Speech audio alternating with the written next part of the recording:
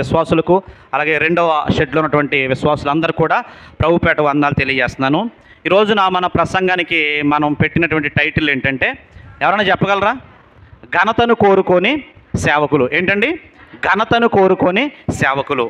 ఆదికాండం మొదలుకొని ప్రకటన గ్రంథం వరకు ఉన్నటువంటి 66 పుస్తకాల్లో దేవుని సువార్త పని చేసిన సేవకులు ఏ రీతిగా ఉన్నారు, వాళ్ళు సువార్త చేస్తూ దేవుని నామాన్ని ఏ రీతిగా ఘనపరిచారు, అన్ని విషయాలు కూడా మనం కొన్ని మాటల నుంచి మనం నేర్చుకునే ప్రయత్నం చేద్దాం. చాలా జాగ్రత్తగా ఈ చదవబడినటువంటి వాక్యాన్ని బట్టి మనం ఆలోచన చేస్తే, అపోస్తుల కార్యాలు 14వ అధ్యాయంలో ఇక్కడ ఇద్దరు సేవకులు కనబడుతున్నారు. వారు ఎవరెవరంటే పౌలు గారును బర్నబా గారు. ఎవరండి? పౌలు గారు, బర్నబా గారు. పౌలు గారు సువార్త పనుల్లో మనం గమనించాల్సింది ఏంటంటే, ఆయన సువార్త పనికి ఏ దేశం వెళ్ళినా, ఏ ప్రాంతానికి వెళ్ళినా ఎవరో ఒకరిని, కొత్త వ్యక్తిని అతను ఏం చేసి వెళ్ళేవాడంటే తీసుకెళ్ళేవాడు. ఎందుచేతనంటే అలా తీసుకెళ్ళటం వల్ల పౌలు గారు ఏ సువార్త అయితే ప్రకటిస్తున్నారో అక్కడికి వెళ్ళిన తర్వాత సువార్త పనిలో ఎన్ని కష్టాలు ఉంటాయో, ఎన్ని ఇబ్బందులు ఉంటాయో ఒక రకంగా ప్రత్యక్షంగా వాళ్ళకి చూపించడానికి పౌలు గారు ఏం చేశారంటే, సువార్త ప్రయాణాలు చేస్తున్న ప్రతిసారి ఒక్కొక్క కొత్త వ్యక్తిని ఏం చేశారంటే తీసుకెళ్లే ప్రయత్నం చేశారు. చాలా జాగ్రత్తగా ఈ పరిశీలన బట్టి మనం ఆలోచన చేస్తున్నప్పుడు ఇక్కడ లుస్త్ర అనే ప్రాంతానికి పౌలు గారు వెళ్ళారు. మొట్టమొదటిగా అంతియొక అనే ప్రాంతానికి వచ్చారు. అంతియొక అనే ప్రాంతం నుంచి ఎక్కడికి వచ్చారంటే ఇకోనియా అనే ప్రాంతానికి వచ్చారు. ఇకోనియా అనే ప్రాంతంలో సువార్త చెప్తున్నప్పుడు చాలామంది ఏం చేశారంటే ఆ ప్రాంతంలో యేసుప్రభుని విశ్వసించారు. యేసుప్రభుని ఎప్పుడైతే విశ్వసించారో అక్కడ ఉన్నటువంటి యూదులకి పెద్దలకు నచ్చలేదు కనుక పౌలు గారి మీద, బర్నబా గారి మీద వాళ్ళు గొడవ దిగితే అక్కడి నుంచి వాళ్ళు ఏం చేశారంటే వేరే ప్రాంతానికి వెళ్ళిపోయారు. ఆ ప్రాంతం పేరేంటంటే లుస్త్ర. ఇక్కడ ఉన్న వాళ్ళందరూ దేవుని స్తోత్రం చెప్పండి. ఒకరై లుస్త్ర అనే ప్రాంతానికి వచ్చినప్పుడు పౌలు గారు ఇలాగే వాక్యం చెప్తున్నప్పుడు మీరు గమనించాలి, అక్కడ జరిగినటువంటి సంగతి ఏంటంటే, అక్కడ పుట్టినప్పటి నుంచి కూడా కాళ్ళు లేనటువంటి వ్యక్తి. ఎవరండి? కాళ్ళు లేనటువంటి ఒక వ్యక్తి ఉన్నాడు. ఆయన నడవలేనటువంటి పరిస్థితిలో ఉన్నాడు. ఆ నడవలేనటువంటి పరిస్థితిలో ఉన్నటువంటి వ్యక్తి ఆ రోజు మీటింగ్కి వచ్చాడండి. ఆ రోజు మీటింగ్కి వచ్చినప్పుడు గమనించాలి, జరిగినటువంటి సంగతి ఏంటో మనం చూద్దాం. 8వ వచనం, అతడు పుట్టినది మొదలుకొని కుంటివాడై ఎన్నడూ నడవలేక కూర్చుండి ఉండేవాడు. అతడు పౌలు మాటలు వినెను. పౌలు అతని వైపు తేరి చూచి స్వస్థత పొందుటకు అతనికి విశ్వాసం ఉండేనని గ్రహించి, నీ పాదములు మోపి సరిగా నిలుపమని బిగ్గరగా చెప్పినప్పుడు అతడు గంతులు వేసి నడవసాగెను. చప్పట్లు కొట్టి దేవుని నామాన్ని సొన్నతిందాం. లుస్త్రాలో బలహీన పాదములు గల ఒక వ్యక్తి ఉన్నాడు. మీటింగ్కి వచ్చాడు. పౌలు గారు వాక్యం చెప్తున్నప్పుడు గమనించాలి, అతనిలో విశ్వాసం ఉందని ఎవరు గ్రహించారంటే పౌలు గారు గ్రహించారు. పౌలు గారు గ్రహించి అతను వెంటనే స్వస్థపరిచిన తర్వాత అప్పుడే అతనికి కొత్తగా కాళ్ళు వచ్చినాయి. పుట్టినప్పుడు మొదలుకొని అతను ఎప్పుడు కూడా నడిచినట్టుగా అక్కడ కూడా కనబట్టలేదు. ఆ మీటింగ్ కూడా బహుశా అతన్ని ఎవరో కొంతమంది వ్యక్తులు మోసుకొని అక్కడికి వచ్చి ఉండొచ్చు. అయితే గమనించాలి, దేవుని వాక్యం మీద, పౌలు గారు చెప్తున్నటువంటి మాటల మీద విశ్వాసం ఉంచాడు. ఆ విశ్వాసం అతను ఏం చేసిందంటే స్వస్థపరిచింది. దేవుని నామమున స్తోత్రము కలుగును. ఒక మంచి అద్భుతం జరిగింది ఆ లుస్త్ర అనే ప్రాంతంలో. ఈ అద్భుతాన్ని చూసినటువంటి ప్రజలు, ఆ ప్రాంతంలో అప్పటికే నివాసం ఉంటున్నటువంటి చాలామంది ప్రజలు ఏం చేశారంటే పౌలు గారి దగ్గరికి, బర్నబా గారి దగ్గరికి వచ్చి అన్నారు, ఇదిగో వీళ్ళ మనుషులు కాదు, దేవతలు మనుష్య రూపంలో మన ప్రాంతానికి వచ్చారు. ఏమన్నారండి? దేవతలు మనుష్య రూపంలో మన ప్రాంతానికి వచ్చారు. లేకపోతే నడవలేనటువంటి వ్యక్తి ఇప్పుడు కాళ్ళు రావటం ఏంటి, మన కళ్ళ ముందే గంతులు వేయటం ఏంటని చెప్పి వాళ్ళు చాలా ఆశ్చర్యంగా వీళ్ళిద్దరి వైపు చూసి వాళ్ళకు తీర్మానం చేసుకున్నారు. ఆ తీర్మానం ఏంటి అంటే, వీళ్ళు మనుషులు కాదు, దేవతలు కనుక వీళ్ళకి అర్జెంటుగా వీళ్ళేం చేయాలి? వీళ్ళేం చేయాలండి? గణపరచడమే కాదు, వీళ్ళకి దేవతల పేరు మీద మనం ఇస్తున్నట్లుగా బలి ఏం చేయాలి? వీళ్ళకి బలి ఇవ్వాలని చెప్పి వాళ్ళు చాలా ఏర్పాట్లు చేస్తున్నప్పుడు అక్కడ జరిగింది ఏంటో చూద్దాం. 11వ వచనం, జనసమూహములు సౌలు చేసిన దానిని చూచి లొకోయోనియా భాషలో దేవతలు మనుష్య రూపమును దాల్చి మన యొద్దకు దిగి వచ్చి ఉన్నారని కేకలు వేసి బర్నబాకు ద్యుపతి అనియు, పౌలు ముఖ్య ప్రసంగికుడైనందున అతనికి హెర్మే అనియు పేరు పెట్టెను. గమనించాలి, అక్కడ ఒక అలజడి ప్రారంభించబడింది. ఆ అలజడి ఏంటంటే, వీళ్ళు సామాన్యులు కాదు, వీళ్ళు ఎవరండి? దేవదూతలు. ఎవరండి వీళ్ళు? దేవదూతలు మన మధ్యలోకి వచ్చారు. కాబట్టి బర్నబా అసిస్టెంట్ కనుక అతనికి ఏం పేరు పెట్టారు? ద్యుపతి అని పెట్టారు. ద్యుపతి అనే చోట కింద ఒక మాట రాయబడి చూడండి, ద్యుపతి క్రింద ఒక మాట రాయబడి ఉంది. అదేమని అంటే ద్యుపతి అనగా బృహస్పతి. ద్యుపతి అనగా ఏంటండి? బృహస్పతి. అంటే ఒక గ్రహం పేరు ఎవరికి పెట్టారంటే బర్నబా గారికి పెట్టారు. పౌలు ముఖ్య ప్రసంగికుడు, అంటే అతను గురువు గారు కనుక అతనికి ఏ బిరుదు ఇచ్చారంటే హెర్మే అని పేరు పెట్టారు. దేవుని నామన స్తోత్రము కలుగునుగా. బర్నబాకి ఏమో ఏమని పేరు పెట్టారండి? ద్యుపతి అని పేరు పెట్టారు. పౌలు గారికి ఏమని పేరు పెట్టారంటే హెర్మే అని పేరు పెట్టారు. హెర్మే అనగా అర్థం ఏంటంటే సూర్యుడు. ఇతనికేమో బృహస్పతి అయితే ఇతనికేమో సూర్యుడు. అంటే 2 గ్రహాల పేర్లు ఈ ఇద్దరికి కూడా పెట్టారండి. సహజంగా మీరు గమనించండి, భారతరత్న మీకు ఇస్తానన్నారు అనుకోండి, వద్దా ఉంటామని చెప్పండి. అబ్బాయి నాకు సెట్ అవుతుందండి, నా పేరు నాకు బాగుందని అంటామా? అర్థవుతుందండి. లేకపోతే ఓ మంచి బిరుదు ఇస్తామండి, లేకపోతే మీ పేరు ముందు ఓ మంచి అద్భుతమైనటువంటి ఒక బిరుదుని మీకు ఇచ్చే ప్రయత్నం చేస్తామని అంటే ఖచ్చితంగా ఎవరైనా సరే వద్దనే ప్రయత్నం చేయమని, ఖచ్చితంగా కావాలంటాం. ఎందుకంటే మన పేరు ముందు ఆ డిగ్రీ ఉంటే, మన పేరు ముందు ఆ చదువు ఉంటే, లేకపోతే మన పేరు ముందు అర్హత ఉంటే మనకు చాలా ఘనత వస్తుంది. గమనించాలి, ఇక్కడ అద్భుతం జరిగిన తర్వాత వాళ్ళ పేర్లు మార్చారు. పేర్లు మార్చడమే కాదు, వాళ్ళకి ఏం చేస్తున్నారంటే కొద్దిసేపట్లో సన్మానం జరగాలి. కొద్దిసేపట్లో ఏం జరుగుతుందండి? సన్మానం జరగాలి. ఆ సన్మానం జరుగుతున్నప్పుడు వాళ్ళ పేర్లు మార్చి అక్కడ ఉన్నటువంటి ఎడ్లను బలివటానికి చూస్తున్నారు. చూడండి 13వ వచనం. పట్టణమునకు ఎదురుగా ఉన్న ద్యుపతి యొక్క పూజారి ఎడ్లను పూదండలను ద్వారముల వద్దకు తీసుకుని వచ్చి జన సమూహములతో కలిసి బలి అర్పింపవలనని ఉండెను. అపోస్తులైన బర్నబాయు పౌలియు ఈ సంగతి విని తమ వస్త్రములు చింపుకొని సమూహములోనికి చొరబడి, అయ్యలారా మీరెందుకు ఇలాగు చేయుచున్నారు? మేము కూడా మీ స్వభావం వంటి స్వభావం గల నరులమే. మీరు ఈ వ్యర్థమైన వాటిని విడిచిపెట్టి ఆకాశమును భూమిని సముద్రమును వాటిలో ఉండి సమస్తమును సృజించిన జీవము గల దేవుని వైపు తిరగవలనని మీకు సువార్త ప్రకటించుచున్నాము. చప్పట్లు కొట్టి దేవుని నామాన్ని సన్నుతిందాం. ఎంత అద్భుతంగా ఉందో చూడండి సన్నివేశం. ఎంత అద్భుతమైనటువంటి సన్నివేశాన్ని వాళ్ళు ఏ రీతిగా దేవునికి ఆ మహిమను ఆపాదించారో ఆలోచన చేయండి. ఒక పక్కేమో పేర్లు మార్చారు, ఒక పక్కేమో సన్మానం జరగడానికి అన్నీ కూడా రెడీ చేస్తున్నారు. ఆ సమయంలో వీళ్ళు ఏం చేశారంటే గమనించాలి, అయ్యలారా మేము కూడా మీలాంటి స్వభావం గల మనుషులమే, మాకెందుకు ఈ సన్మానం, మాకెందుకు ఈ ఘనత, కాబట్టి మీరు మాకు ఏమీ కూడా చేయొద్దని చెప్పి జనం మధ్యలోకి వెళ్ళి బట్టలు చింపుకున్నారంట. ఏంటండి? జనం మధ్యలోకి వెళ్ళి ఏం చేశారండి? బట్టలు చింపుకున్నారంట. అయ్యా మేము మీలాంటి స్వభావం గల మనుషులమే, మేము గొప్పోళ్ళమేమి కాదు, మేము పేరు ప్రఖ్యాతులు సంపాదించిన వాళ్ళమేమి కాదు, ఇది మా వలన జరిగిన కార్యం కాదు, ఇది ఎవరి వలన జరిగిన కార్యం అంటే దేవుని వలన జరిగిన కార్యం. పైగా వాళ్ళు చెప్తున్నటువంటి మాట ఏంటో తెలుసా? ఆకాశాన్ని భూమిని కలుగజేసిన దేవుని వలనే తప్ప మా వలన ఏమీ కూడా జరగలేదు. చప్పట్లు కూడా దేవుని నామాన్ని సన్నుతిందాం. ఒకవేళ ఆ పరిస్థితుల్లో కనుక నేనే ఉన్నాను అనుకోండి, ఆ పరిస్థితుల్లో కనుక నేనే ఉంటే కనుక నా ప్రతిస్పందన ఎలా ఉంటుందంటే నా వల్లే జరిగింది అద్భుతం అంది. ఏమంటారండి? నా వల్లే అద్భుతం జరిగింది, అసలు ఈ చెయ్యి అద్భుతాల పుట్ట, నేను ప్రార్థన చేస్తే ఇక జరగంది ఏమీ కూడా లేదని చెప్పి నేటి సేవకులుగా ఉన్నటువంటి వారు ఖచ్చితంగా ఈ మాటలు మాట్లాడతారు. మా దగ్గరకు రండి, మా మందిరంలోకి వస్తే, మేము ప్రార్థన చేసే చోట్లోకి వస్తే మీకు అద్భుతం జరగకుండా ఉండదు, ఖచ్చితంగా జరుగుతుందని చెప్పి దేవుడు చేసిన అద్భుతాన్ని కూడా వీళ్ళ వైపు తిప్పుకునే ప్రయత్నం చేస్తున్నారు. కానీ గమనించండి, పౌలు బర్నబా గారు చేసిన పని ఏంటో తెలుసా? వీళ్ళు చేశారన్న మాట మర్చిపోయి వీళ్ళు అద్భుతం జరిగిన తర్వాత ఎవరిని చూపిస్తున్నారో తెలుసా? దేవుణ్ణి చూపిస్తున్నారండి. అదండి సేవకుడు చేయవలసినటువంటి పని. వీళ్ళకి ఘనత వచ్చింది, వీళ్ళకి మహిమ వచ్చింది, వాళ్ళని కూర్చోబెట్టి సన్మానం చేయాలి. ఆ సన్మానం చేసే పరిస్థితుల్లో వీళ్ళు ఏం చేశారో తెలుసా? ఆ సన్మానం మాకు వద్దు, మేము కూడా ఎవరో మీలాంటి మనుషులమే, అయ్యలారా ఎందుకు చేస్తున్నారని చెప్పి జన సమూహం మధ్యలోకి వెళ్ళి, అయ్యా పెద్దగారు, అయ్యా వందనాలండి, అయ్య బాబు మీరు సన్మానం చేయటానికి ఇష్టపడుతున్నారు, అయ్యా మాకు ఏమాత్రం కూడా సన్మానం వద్దండి బాబు, యూత్ వారు సన్మానాన్ని ఆపండి అని చెప్పి వీళ్ళిద్దరు కూడా ఏం చేశారంటే బ్రతిమాలుకున్నారండి. దేవుని నామన స్తోత్రము కలుగునుగా. ఎందుకు చేస్తానంటే నేటి సమాజంలో మనం ఆలోచన చేస్తే చాలామంది ఏం చేస్తున్నారంటే ఈ అద్భుతాల పేరు మీద చాలా పెద్ద వ్యాపారమే చేస్తున్నారు. ఎందుకంటే 10,000 మంది చోటకు వచ్చారనుకోండి, 10,000 మందిలో ఒక 5 స్వస్థత పొందారనుకోండి, ఆ 5 తీసుకొచ్చి ఏం చేస్తారో తెలుసా? సేవకుడు ఇలా స్టేజ్ మీద నిలవబెట్టి వాళ్ళ చేత సాక్ష్యం చెప్పిస్తాడు. మిగిలిన 95 మందికి ఏమీ జరగవు. అది విషయం. నారాయణ, చైతన్య, టెక్నో స్కూల్స్ ఉంటాయి కదా, ఆ టెక్నో స్కూల్స్లో 10th క్లాస్ రిజల్ట్ వచ్చినప్పుడు మీరు చూడండి, 1, 2, 3, 4 అన్నీ మావే అంటాడు. 5 ర్యాంకుల వరకు బాగానే చెప్తాడు, తర్వాత సౌండ్ కొంచెం తగ్గుతుంది. అంటే 6, 7, 8 ఇంకొకటికి వస్తాయి, 6, 7, 8 ఎవరికి వస్తాయి, ఇంకొకటికి వస్తాయి. తీరా అక్కడికి వెళ్ళి 100కు 100% పాస్ అయిన ఆలోచన చేస్తే అంత పెద్ద టెక్నో స్కూల్లో కూడా లక్షలు ఖర్చు పెట్టి మనం వెళ్ళే స్కూల్లో కూడా చాలామంది ఫెయిల్ అయిపోతారండి. మొన్న ఈ మధ్య సోషల్ మీడియాలో అక్కడ గొడవ పెట్టాడు. నా ఫ్రెండ్ అండి, వీడికి 590 మార్కులు వచ్చినాయి 10th క్లాస్లో, అర్థమవుతుంది, నాకు 250 వచ్చినాయి, నా పేరు లేదని అంటున్నాడు పేపర్లో. అది పేరు లేదంటే మరి ఏమి సాధించాడు నాకు అర్థం అవ్వలేదు. 250 వచ్చిన ఇంతకీ మనోడికి మార్కులు. ఎక్కడేమంటున్నాడు పేరు, పేపర్లో ఏమంటున్నాడు, చాలా జాగ్రత్తగా గమనించండి.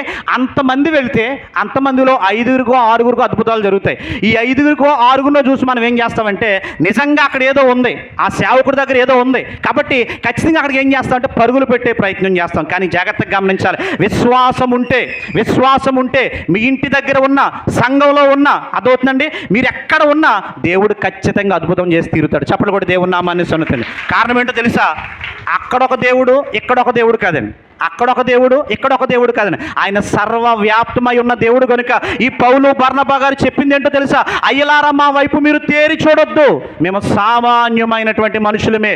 ఎవరి ద్వారా ఈ కార్యము జరిగిందో తెలుసా, దేవుని ద్వారా కార్యము జరిగింది. మొన్న ఒక ఆయన ఫ్లెక్సీ పెట్టుకున్నాడు, 9 వరాలు ఉన్నాయంట ఆయన దగ్గర. ఎన్ని వరాలండి? 9 వరాలు. ఎన్ని వరాలండి? 9 వరాలు. అయ్యగారి దగ్గరికి పెన్ను పేపర్ ఇచ్చి మీ దగ్గర ఉన్న వరాలు వరుస పెట్టి రాయమంటే కనుక సగం తప్పులు రాస్తాడు అయ్యగారు. ఎందుకంటే అయ్యగారు పెద్దగా చదువుకోలేదు. కానీ ఫ్లెక్సీలో ఏమని పెట్టాడో తెలుసా, 9 వరాలు ఉన్నాయంట. ఇదంతా దేవుని ద్వారా జరుగుతుందని చెప్పి ఓ చిన్న మాట పెట్టుంటే బాగుంది కింద. కానీ అయ్యగారు ప్రార్థన చేస్తే అయ్యగారి ద్వారానే స్వస్థత జరుగుతుందని చెప్పి అక్కడ పెద్ద పెద్ద ఫ్లెక్సీలు పెట్టారండి. గమనించాలి, పౌలు బర్నబా పుట్టింది మొదలుకొని కాళ్ళు లేనటువంటి వ్యక్తిని అప్పటికప్పుడు స్పాంటేనియస్గా ఇమీడియట్గా అక్కడ స్వస్థత జరిగితే వాళ్ళు చెప్పింది ఏంటో తెలుసా, మా వైపు మీరు చూడొద్దు, ఆకాశాన్ని భూమిని కలుగజేసిన దేవుడున్నాడు, ఆ సృష్టిని పరిపాలన చేస్తున్న దేవుడున్నాడు, ఆయన వైపు మీరు చూడండి. దేవుని నామన స్తోత్రముగా అదే చేయాలి. ఇది చేతనంటే చాలా సందర్భాల్లో మీరు గమనించాలి, యేసు ప్రభు ఈ సృష్టిని కలుగు చేశారు, శూన్యంలో సృష్టిని వేలాడదీశారు. అర్థమవుతుందండి, ఈ సృష్టిని పరిపాలన చేస్తున్న దేవుడు. ఆయన 30 సంవత్సరాలు వచ్చేంత వరకు వాళ్ళ అమ్మ నాన్నలు పని చేస్తున్నటువంటి వడ్రంగి పని, ఏం పని అండి, వడ్రంగి పనిలో సామాన్యంగా పనిచేశాడు. ఏమండో కలెక్టర్ గారు ఉన్నారు ఆఫీసులో, కలెక్టర్ గారు పని చేస్తారు.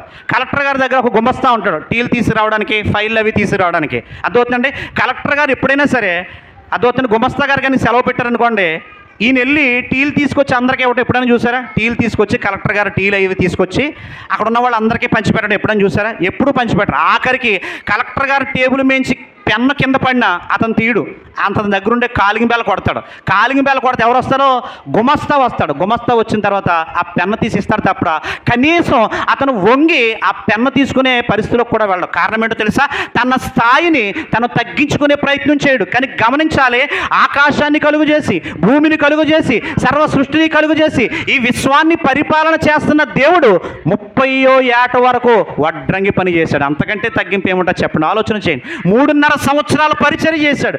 ఆయన తన శిష్యుల పాదాలను కడిగాడు. పాదాలను కడగటమే కాదు, నేను ఎలాగైతే పాదాలను కడిగానో మీరు కూడా అలాగే పాదాలను కడగండి అని చెప్పాడు. ఆయన వాక్యం చెప్పటమే కాదు, తమ శిష్యులు ఆకలి కొనుంటే ఆ ఆకలి కొన్నటువంటి శిష్యులకి స్వయంగా తనే ఆహారాన్ని వడ్డించాడండి. చెప్పలు కూడా దేవుని నామాన్ని సొంతం. నేను పైనుంటి వచ్చాను, నేను తండ్రి పనుల మీద వచ్చాను, తండ్రి యొక్క కుమారుడు నేను ఈ పని చేయటం ఏంటి, నేను వాక్యం చెప్పడానికే వచ్చాను కాబట్టి వాక్యం చెప్పి నేను వెళ్ళిపోతాను, మిగతా పనులు నాకు సంబంధం లేదని ఆయన అనలేదండి. గమనించాలి, ఆయన కొండ దిగి వాక్యం చెప్పిన వెంటనే గమనించాలి, ఆయన శిష్యుల్లో ఉన్నటువంటి 12 మంది శిష్యుల్లో చాలామంది ఎవరో చెప్పాను మీకు, ఎవరండి వాళ్ళు? జాలర్లు, ఏమాత్రం కూడా చదువుకోలేనటువంటి వారు. అయితే వాళ్ళతో కలిసి ప్రభు అయిన యేసుక్రీస్తు వారు సహవాసం చేశారు. చెప్పలు కూడా దేవుని నామాన్ని అన్నీ ఉన్నా ఆయన ఏమీ లేనట్టుగా బ్రతికాడు. సాధారణంగా గమనించండి, ఏసన్న గారి గురించి నేను ఒక సాక్ష్యం విన్నాను. ఓసన్న మినిస్ట్రీస్ అధ్యక్షులు ఏసన్న గారు మీకు అందరికీ తెలిసినటువంటి వ్యక్తే. అయితే గమనించాలి, ఆయన పరిచర్యలో ఆయన ఎక్కడికి వెళ్ళినా సరే ఓ డొక్కు కారు ఉండేదంట, పెద్ద మంచి కారు కదండి, ఓ పెద్ద మంచి అన్ని వసతులు ఉన్నటువంటి కారు కదండి, చిన్న పాటి కారు అనమాట. ఆ కారులోనే సేవ ప్రారంభం నుండి కూడా అతను చనిపోయేంత వరకు తిరిగారండి. అతని యొక్క ఆరోగ్యం మొత్తం కూడా ఆ కారులోనే పాడైపోయిందంట. పెద్ద చర్చు మన 2 తెలుగు రాష్ట్రాల్లో కూడా గమనించాలి, ఓసన్న మినిస్ట్రీస్ తర్వాతే మిగతా చర్చెస్ కానీ మిగతా మినిస్ట్రీలు కానీ. అంత పెద్ద మినిస్ట్రీకి అధ్యక్షుడిగా ఉన్న చర్చు వెనకాల చిన్న షెడ్ ఉండేదండి, చర్చు వెనకాల షెడ్డు. ఆ షెడ్లోనే నేల మీద పడుకునేవాడు అంట ఆయన. ఎక్కడండి? నేల మీద. ఆయన చర్చు బయటకు వచ్చి నాకు ఫలాంది కావాలంటే 1 గంటలో లక్షలు అతని పాదాల దగ్గరకు వచ్చి పడతాయి. గమనించాలి, లక్షలు అతని పాదాల దగ్గరకు వచ్చి పడతాయి. కానీ ఎప్పుడూ కూడా ఆ స్థితిలో ఆయన జీవించలేదు. ఆఖరికి ఆయన చనిపోయిన తర్వాత ఆయన సమాధిని కూడా చర్చ్ కాంపౌండ్లో కప్పెట్టొద్దు అన్నాడు. అందరూ ఎక్కడైతే తీసుకెళ్ళి కప్పెడతారో అక్కడే కప్పెట్టారండి. ఆగస్టు 8వ తారీఖున ఆయన చనిపోయారు. ఆయన చనిపోయిన రోజున ప్రతి ఒక్కరు కూడా అక్కడికి వెళ్ళి ఆ సమాధిని జ్ఞాపకం చేసుకుని వస్తారు. ఆయన సమాధి ఎక్కడుందా అని ఆలోచన చేస్తే మామూలుగా ఉంటారు అక్కడ ఆ సంఘ విశ్వాసులు ఉంటారు కదా, ఆ సంఘ విశ్వాసులు ఉండే చోటులో ఒక సామాన్యంగా అంత గొప్ప మినిస్ట్రీ అధ్యక్షుడి యొక్క సమాధి ఎక్కడుందంటే అక్కడ ఉందండి. దేవుని నామన స్తోత్రము కలుగునుగా. డబ్బు లేకపోతే పేదరికం అంటాం, డబ్బు లేకపోతే దరిద్రత అంటాం, కానీ అన్నీ ఉండి కూడా ఏమీ లేనట్టు జీవించడం వైరాగ్యం. దేవుని నామన స్తోత్రం. ఆ వైరాగ్యంలో జీవిత ప్రారంభం నుండి కూడా ముగింపు వరకు కూడా మాదిరికరంగా జీవిస్తున్న సేవకులు నేటికి ఉన్నారు. వాళ్ళని బట్టి మనం ఒకసారి దేవునికి స్తోత్రం చెప్తాం. చాలా జాగ్రత్తగా విషయాలను బట్టి ఆలోచన చేస్తే యేసు ప్రభువులో కూడా నాకు నచ్చినటువంటి అంశం ఏంటంటే ఆయన మరణించేంత వరకు కూడా తన్ను తాను తగ్గించుకొని తన తండ్రిని ఏం చేశాడంటే గణపరిచాడు. ఇక్కడ సన్మానం జరుగుతుంది, ఇక్కడ గొప్ప ప్రక్రియ జరుగుతున్నప్పుడు గమనించాలి. వాళ్ళందరూ కూడా వచ్చి వాళ్ళందరూ ఏం చేస్తారంటే ఇదిగో నీకు బలిర్పిస్తాం, నీకు ఏం కావాలో చేస్తామన్నప్పుడు గమనించాలి. ఇక్కడ బర్నబా పౌలు ఏమంటున్నారంటే బట్టలు చింపుకొని అయ్యా మాకు సన్మానం వద్దు అంటున్నారు. ఏమంటారండి? సన్మానం వద్దు అంటున్నారు. ఎందుకంటే సన్మానం అనేసరికి చేయించుకోవడానికి మనం అందరం కూడా ఆసక్తి చూపుతాం. అవునా కదా చెప్పండి. ఎవరు నాకు సన్మానం అంటే ఇష్టం లేదన్న వాళ్ళు ఎవరున్నారండి? ఏమంటే మిమ్మల్ని బాగా మీరు ఆ డాక్రా బాగా కట్టించుకుంటున్నారు. మీరు డాక్రా ప్రెసిడెంట్గా బ్యాంక్ మేనేజర్ గారు పిలిచి ముంగడ బ్యాంక్ మేనేజర్ గారు మీకు బ్యాంకులో మధ్యాహ్న కాల సమయంలో మీటింగ్ ఏర్పాటు చేసామండి, బాగా కట్టించుకుంటున్నారు, మీకు సన్మానం ఉందంటే నేను రానని అంటాం. చెప్పండి, నేను రానని అంటామా? టైం ఎన్ని గంటలకు అంటాం? టైం ఎన్ని గంటలు రావాలి? ఒక అరగంట ముందు వచ్చేస్తే మీకు ఏమైనా ప్రాబ్లమా అని చెప్పి అంటాం ఖచ్చితంగా. అక్కడ సన్మానం అంటే మనం ముందు వెళ్ళటానికి ఇష్టపడతాం. కానీ గమనించాలి, ప్రజలందరూ వచ్చి సన్మానం చేస్తామంటే అయ్యలారా మాకొద్దు అంటున్నారు వీళ్ళు. ఆకాశాన్ని భూమిని కలుగు చేసిన దేవుడు ఉన్నాడు, ఆయన్ని మనం ఏం చేద్దామంటే సన్మానించుకుందామంటారు. చాలా జాగ్రత్తగా గమనించాలి. ఇక్కడ వీళ్ళు ఏం చేశారో మాట చూద్దాం. 17వ వచనం. ఆయనను ఆకాశం నుండి మీకు వర్షమును ఫలవంతమైన ఋతువులను దయచేయచ్చు, ఆహారం అనుగ్రహించుచు ఉల్లాసముతో మీ హృదయములు నింపుచు మేలు చేయుట చేత తన్ను గూర్చి సాక్ష్యము లేకుండా చేయలేదని బిగ్గరగా చెప్పిరి. 18వ వచనం. వారిలాగు చెప్పి తమకు బలి అర్పింపకుండా సమూహములను ఆపుటకు బహు ప్రయాసపడెను. చప్పట్లు కూడా దేవుని నామాన్ని సన్నుతిందాం. వీళ్ళు ఏం చేశారు తెలుసా? అయ్యా సన్మానం వద్దని చెప్పి జన సమూహాలను ఏం చేశారంట? ఆపడానికి ప్రయత్నం చేశారంట. మనం సన్మానం చేయించుకోవడానికి ప్రయత్నం చేస్తాం, వీళ్ళు ఏం చేశారండి? ఆపడానికి ప్రయత్నం చేశారు. అయ్యా భూమిని ఆకాశాన్ని సృష్టించాడే ఆ దేవుని మీరు చూడండి, మేము మీలాంటి వాళ్ళమే, సామాన్యులమే అని చెప్పి వీళ్ళు ఎవరిని చూపిస్తున్నారంటే ప్రభు అయినటువంటి యేసుక్రీస్తు వారిని చూపిస్తున్నారు. పౌలు సామాన్యుడేమి కాదండి. అదవుతండి పౌలు జాగ్రత్తగా గమనించాలి. యూదుడిగా పుట్టాడు, 8వ దినాన సున్నతి చేయబడ్డాడు, గమానియేలు పాదాల యొద్ద విద్యను అభ్యసించాడు. అంతేకాకుండా కిలికియా అనే పట్టణంలో, టార్స్ అనే పట్టణంలో యూనివర్సిటీ ఉంది, ఆ యూనివర్సిటీలో విద్యను అభ్యసించిన వాడిగా కనబడుతున్నాడు. అతనికి పరిచయుడిగా అతనికి బిరుదులు ఉన్నాయి. గమనించాలి, అన్ని రకాల అర్హతలు ఉన్నటువంటి పౌలు గమనించాలి దేవుని పరిచర్యలో తన్ను తాను ఎంతగా తగ్గించుకున్నాడంటే ఆఖరికి చావును కూడా లెక్క చేయలేదండి. దేవుని నామన స్తోత్రం. దేవుని మహిమని ఎవరు దొంగిలించకూడదు. దేవునికి రావాల్సినటువంటి ఘనతను దేవునికి ఆపాదించాలి. ఒక పాట పాడుతున్నా, సాక్ష్యం చెప్తున్నా, దేవుని సువార్త ప్రకటిస్తున్నా అక్కడ మనం ఎవరిని చూపించాలంటే దేవుణ్ణి చూపించాలి తప్ప ఇది నా గొప్పతనం, నాకున్న జ్ఞానం, నాకున్న సామర్థ్యం అని చెప్పి మనం ఎప్పుడు కూడా మనం విర్రవీగే ప్రయత్నం చేయకూడదు. ఎందుచేతనంటే యేసు ప్రభువే తను తాను తగ్గించుకుని తండ్రిని గణపరిచారు. అదే రీతిలో మనం కూడా దేవుణ్ణి మనం గణపరచాలి. అలాగే గణపరచకపోతే ఏం జరుగుతుందో మనం చూద్దాం. 2 పేజీలు వెనక తిప్పండి. 2 పేజీలు వెనక తిప్పితే ఇక్కడ ఒక వ్యక్తి కనబడతాడు. దేవుని గణపరచకపోతే అంత ప్రమాదం ఉందని మనకు అర్థమవుతుంది. చూడండి 2వ అపోస్తుల కార్యాలే అపోస్తలము 12వ అధ్యాయం 21వ వచనం. అపోస్తుల కార్యాలు 12వ అధ్యాయం 21వ వచనం. నియమింపబడిన తీసారండి అపోస్తుల కార్యాలు 12వ అధ్యాయం 21వ వచనం. నియమింపబడిన దినమందు హేరోదు రాజవస్త్రములు ధరించుకుని న్యాయపీఠం మీద కూర్చుండి వారి ఎదుట ఉపన్యాసము చేయగా జనులు ఇది దైవస్వరమే గాని మానవ స్వరము కాదని కేకలు వేసిరి. అతడు దేవుని మహిమపరచునందున వెంటనే ప్రభుదూత అతని మొత్తెను గనుక పురుగులు పడి ప్రాణము విడిచెను. తలపైకైతే దేవుని వాక్యాన్ని విందాం. ఇతను ఎవరంటే తెలుసా? హేరోదు రాజు అని. ఎవరండి ఇతను? హేరోదు రాజు. ఓ రోజు సేవకుడు రావటం మందిరంలో కొంచెం ఆలస్యమైంది కదని చెప్పి ఆ రాజుగారు ఏం చేశారంటే మంచి వస్త్రాన్ని ధరించుకుని ఇలా బైబిల్ పట్టుకుని ఉపన్యాసం చేశారండి. ఉపన్యాసం చేస్తే బహుశా నాకు తెలిసి రాజుగారు అడుగుంటారు, ఎలా ఉందిరా ప్రసంగం అని అడుగుంటారు. ఏంటంటే ఎలా ఉందిరా ప్రసంగం అని అడుగుంటారు. వాళ్ళు ఏమన్నారో తెలుసా? మాట్లాడింది రాజు కదా, కాబట్టి రాజు యొక్క దృష్టిలో పడదాం, రాజు యొక్క దృష్టిలో మనం పడాలని చెప్పి వాళ్ళు ఏమన్నారంటే ప్రజలందరూ ఏమన్నారండి? ఇది ఏ స్వరం చెప్పాలండి, చదువురు కదా, ఇదే స్వరం అండి, దైవ స్వరమే కానీ మానవ స్వరం కాదన్నారండి. ఏమండి ఎప్పుడన్నా దైవ స్వరం వీళ్ళు విన్నారా చెప్పండి. వాళ్ళు ఏదో గొప్పగా అన్నారు. గొప్పగంటే వీనేం చేశాడంటే గొప్పలకు పోయాడు. జాగ్రత్తగా గమనించాలి. ఇక్కడ ఎవరన్నా పాట పాడారు అనుకోండి, ఒక పాట అచ్చం ఎస్పి బాలసుబ్రహ్మణ్యంలా పాడారన్నారు అనుకోండి, అర్థం ఉంది. ఎందుకు అర్థం ఉంది? ఎస్పి బాలసుబ్రహ్మణ్యం గారి వాయిస్ మనం విన్నాం, ఇప్పుడు పాట పాడినటువంటి వాయిస్ మనం విన్నాం. ఎవరో సహోదరి పాట పాడింది, అమ్మ అచ్చం సుశీల గారిలా పాడారు అమ్మన్నారు అనుకోండి. సుశీల గారి వాయిస్ విన్నాం, ఆవిడ వాయిస్ విన్నాం. వీళ్ళు ఏమంటున్నారు?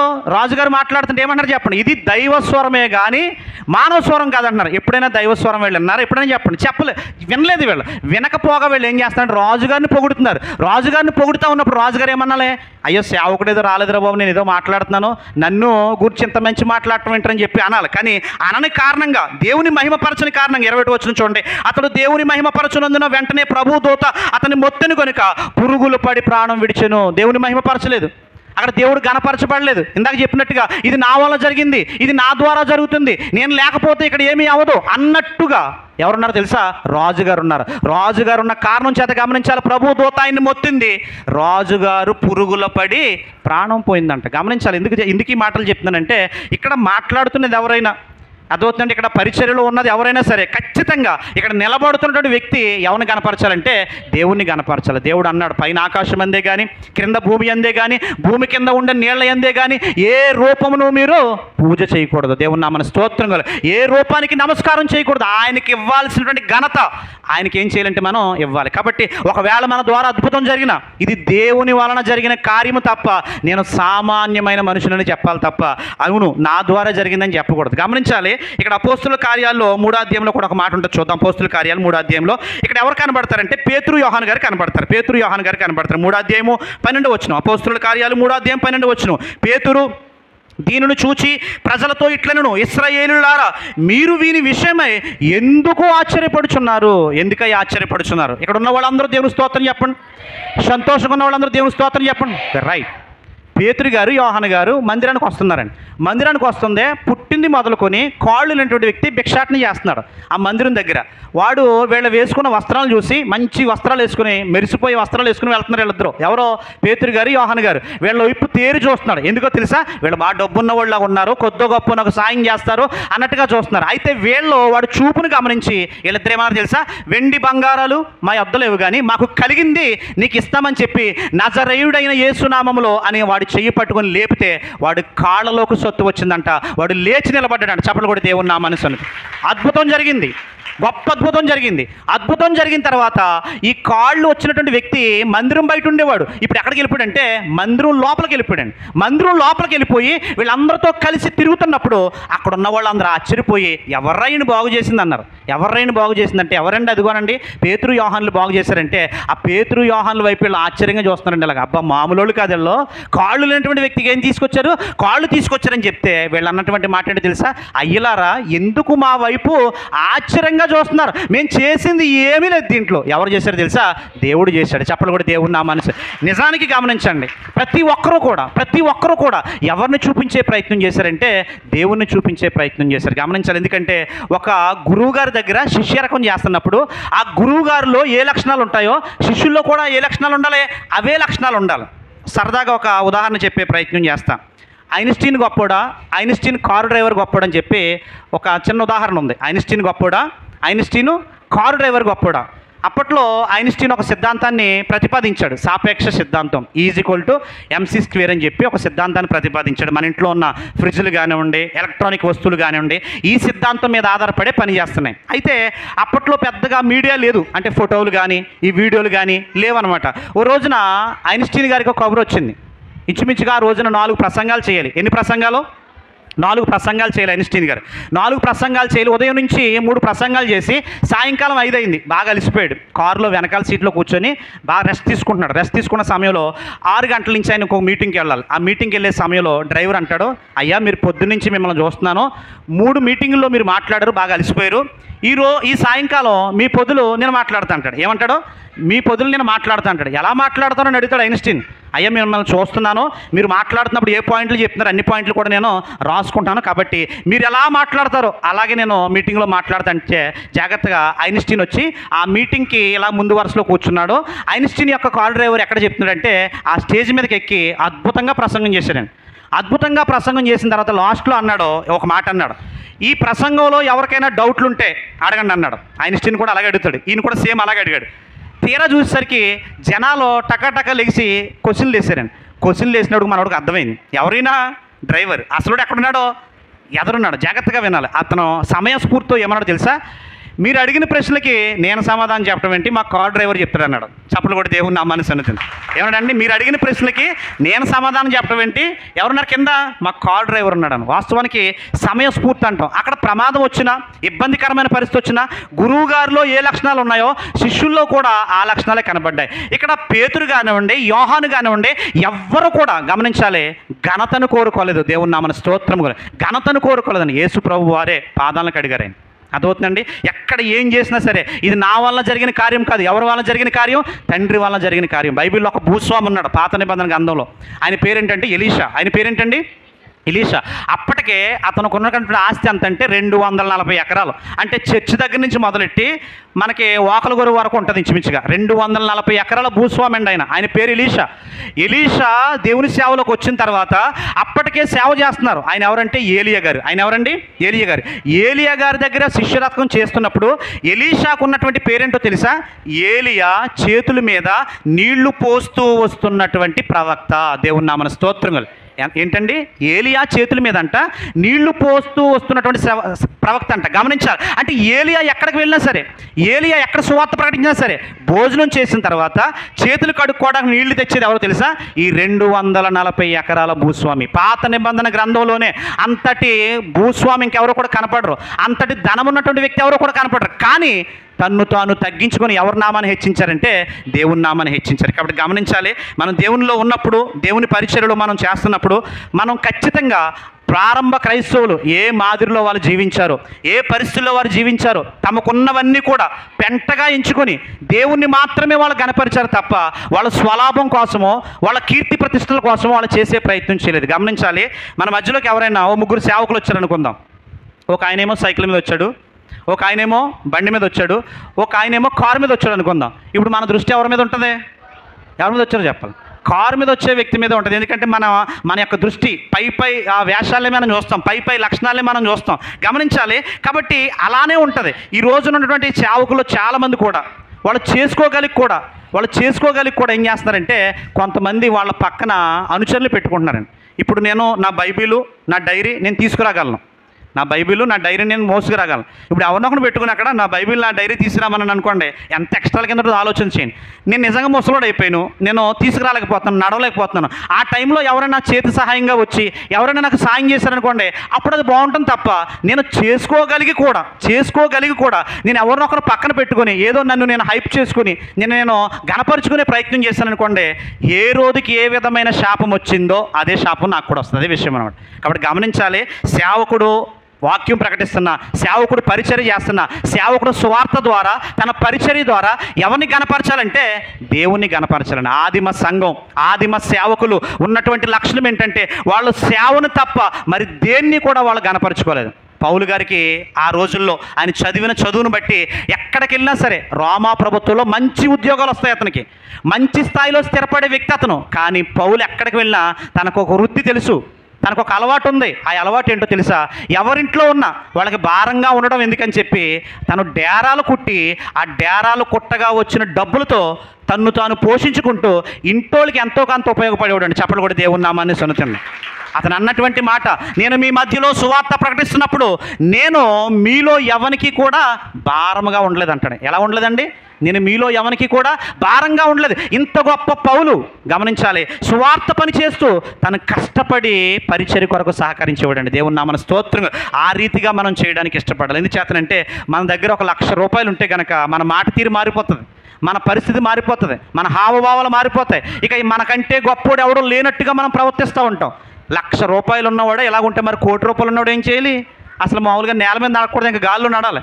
కాబట్టి గమనించాలి, ఎన్ని అర్హతలున్నా, ఎంత సామర్థ్యం ఉన్నా, ఎంత చదువున్నా, ఎంత జ్ఞానం ఉన్నా పౌలు గారు అదంతా కూడా పెంటతో సమానంగా ఎంచుకున్నాడంట. ఎలా ఎంచుకున్నాడండి?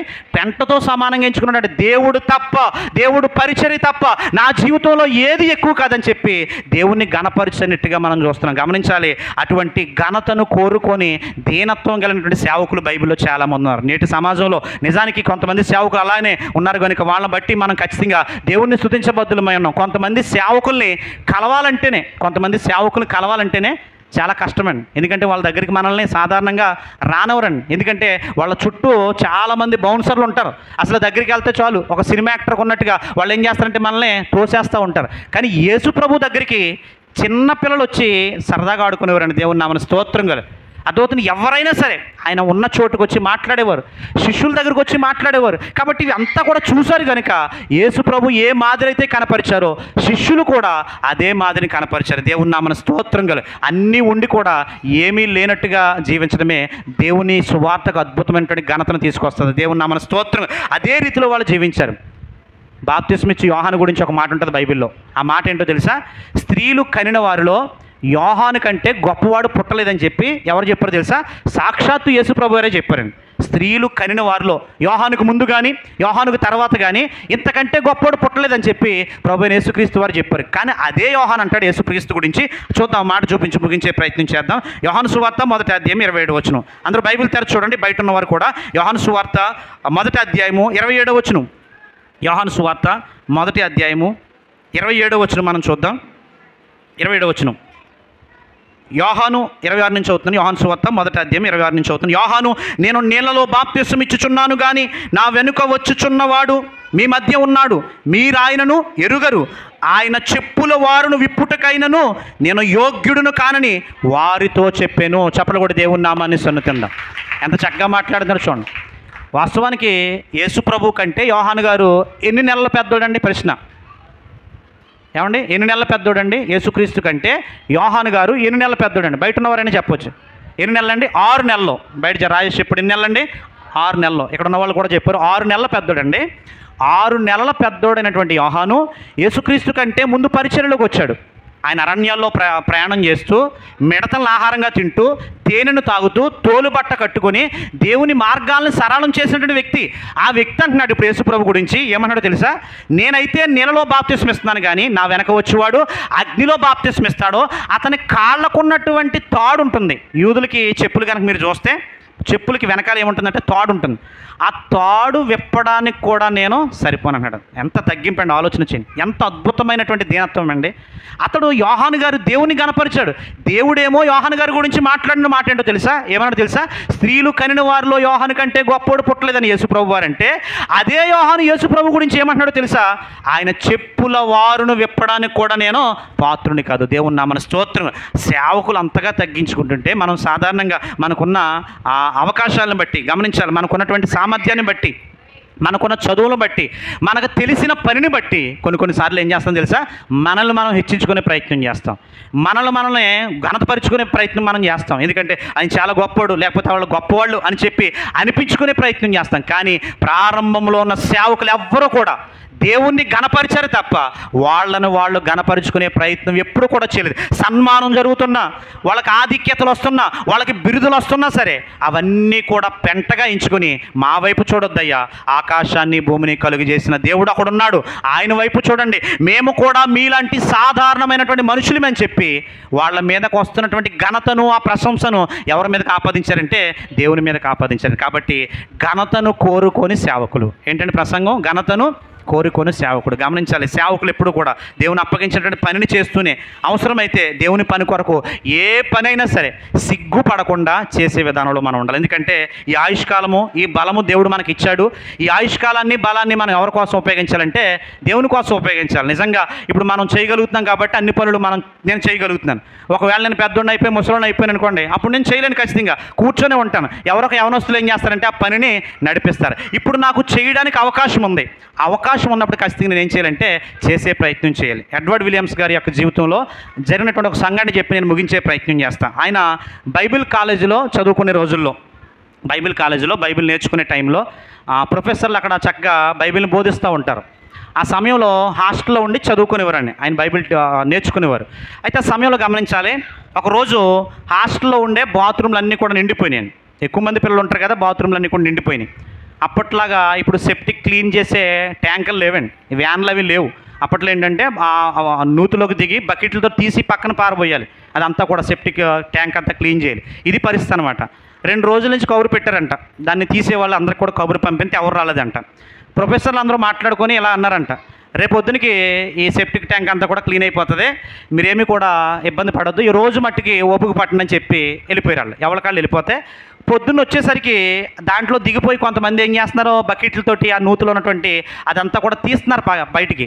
ఇంతకీ ఎవరో వచ్చారు పనికి అని చెప్పి చూస్తే ఈ యొక్క బైబిల్ నేర్చుకునే పిల్లలందరూ, దాంట్లో ఎడ్వర్డ్ విలియమ్స్ గారు కూడా ఉన్నారు. ఇంతకీ ఎవరంటే రోజు పాఠాలు చెప్పే ప్రొఫెసర్లు అండి. చెప్పలు కూడా దేవుని నామానుసారం 2 రోజులు పిలిచారు, ఎవరు కూడా రాలేదు అక్కడికి. ఇంకా వీళ్ళే ఆ డ్రెస్లు అవి వేసుకుని జాగ్రత్తగా గమనించాలి, ఆ బకెట్లు అవి తీసుకుని అదంతా కూడా క్లీన్ చేశారండి. నిజానికి ఆ సన్నివేశం తర్వాత అతను పరిచర్యను ఇంకా అద్భుతంగా చేయడానికి ముందుకు తీసుకెళ్ళగలిగాడు. కారణం ఏంటో తెలుసా?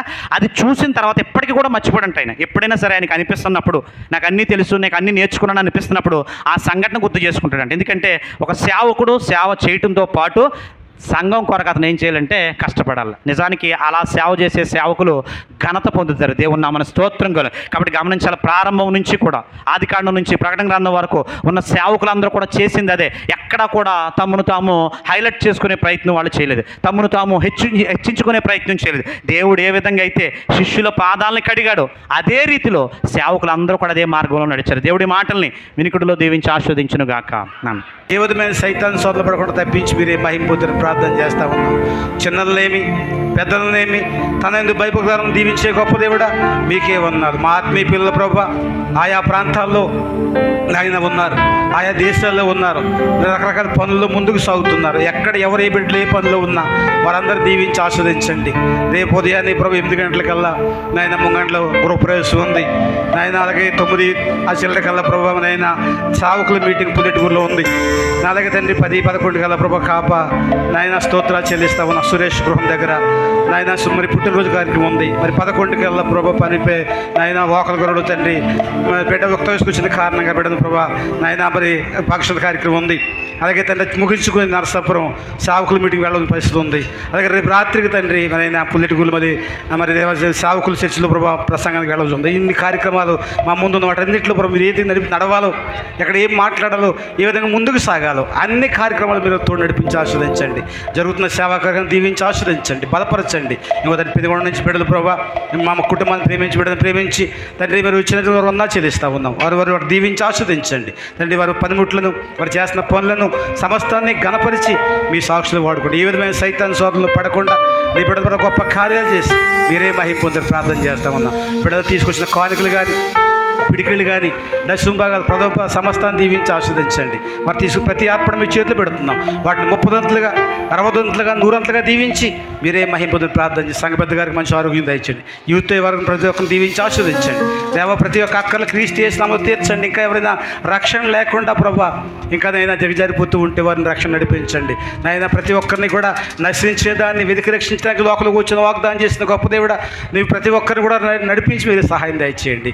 ఎందుకంటే ప్రభా మీరు మాకు ఏ పని అప్పచెప్పారు ఆ పనిలో ప్రభు నమ్మకంగా ముందుకు సాగితే మీరు మాకు ఇచ్చే పిలుపు బిరుదు బడా నమ్మకమైన మంచి దాసుడా అనేటువంటి పిలిపిస్తారు తండ్రి. అటువంటి పిలిపి పొందుకునే భాగ్యం దయచేయండి. నమ్మకమైనటువంటి మెండైన దీవెన వాగ్దానం చేసే కనుక అట్టి గొప్ప దీవెనలు మా ఆత్మీయ పిల్లల భాగ్యం దయచేయండి. 2 సంఘాల్లో మీరు చూడ 3వ సంఘంలో కూడా ప్రభా జరుగుతున్న కార్యక్రమాలు మీరు నడిపించండి. ఇది ముగించుకుని మరి ప్రభా మరి ఒక చోటకి ఈరోజు ప్రయాణం ఉందా ప్రయాణం కూడా నడిపించి ఆశ్రయించండి. మమ్మల్ని పదపరిచి మీ సాక్షులు వాడుకు మీరే మహిమ దీవెన దయచేస్తారని మా రక్షకుడు యేసుక్రీస్తు వారి నామమున ప్రార్థించి స్తుతించి అడిగి వేడుకోవచ్చున్నాం మా మీ పరలోకపు తండ్రి. ఆమేన్. అందరు లేచిన పడదాం.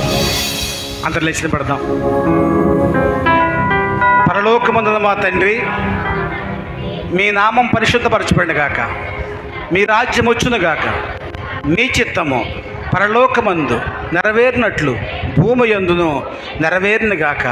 మాకు కావలసిన మరణాహారము నేడు మాకు దయచేయండి. మరణస్తులను మేము క్షమించి ఉన్న ప్రకారము మరణములను క్షమించండి. మమ్ములను శోధంలోనికి తేక కీడు నుంచి దుష్టుని బారి నుంచి తప్పించండి. రాజ్యము, శక్తి, మహిమ నిరంతరము నీవై ఉన్నావు తండ్రి. ఆమేన్, ఆమేన్, ఆమేన్. మన పరమ తండ్రి యెహోవా దేవుని ప్రేమ, కుమారుడు యేసుక్రీస్తు వారి కృప, పరిశుద్ధాత్మిక అన్యోన్య సహవాసం, సమాధానం ఇప్పుడు ఎల్లప్పుడూ ఇక్కడ చేరిన పరిశుద్ధులకును సర్వలోకుల పరిశుద్ధులకును సదాకాలము తోడై ఉండి కాసి కాపాడి ఆశీర్వదించునుగాక. ఆమేన్, ఆమేన్, ఆమేన్. అందరికీ వందనాలండి. జరగబోయే ప్రతి కార్యక్రమం ప్రార్థన చేయండి. రేపు కాప సురేష్ గారి యొక్క గృహం దగ్గర జరిగేటువంటి కూడా దీవించాల్సిన అందరికీ పలహారం ఉందాం, ఎవరు వెళ్ళిపోకండి. సండే స్కూల్ పిల్లలకి ఏమో కేక్ ఉంది. మరి పెద్దవారు అందరూ ఎవరు వెళ్ళిపోకండి. దయామయుడ, కృపామయుడ, జ్యోతిర్మయుడ, మీకే స్తోత్రాలు. ఈ పలహారం చేతులు పెడుతున్నా. బిడ్డల ప్రభా దీన్ని తీసుకుంటున్నా, దీవించి ఆస్వాదించండి. అలాగే సుప్రీతన ప్రభా నీ కృపలో వదిలింపజేసి మీ సాక్షిగా వాడుకోండి. పంచిపెట్టేవారిని, తినేవారిని, అలాగే తండ్రి తీసుకొచ్చే ప్రతి ఒక్కరిని కూడా దీవించాల్సి మీరు మరి ఏ స్నామడుచున్నాం తండ్రి. తీసుకెళ్ళండి, ఆయన తీసుకెళ్ళిపోయి ఈ పని